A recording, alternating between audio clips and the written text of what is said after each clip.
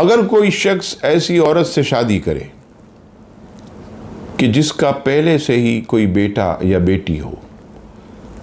اور وہاں سے اگر اس کو طلاق ہو چکی ہو یا وہ بیوہ ہو چکی ہو،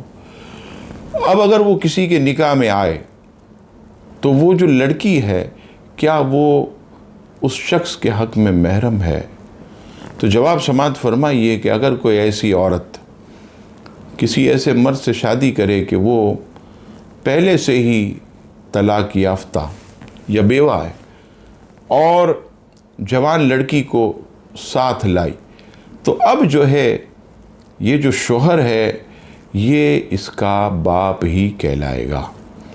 کیونکہ اس کی ماں سے اس نے نکاح کر لیا، تو اب جو ہے وہ بچی اس کے لیے محرم ہے۔ اب جو ہے وہ پردے کا کوئی سوال نہیں،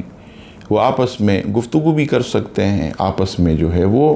بیٹھ کر کھانا بھی کھا سکتے ہیں، تو اس میں کوئی شرعاً مذائقہ نہیں، اس میں کوئی حرج نہیں۔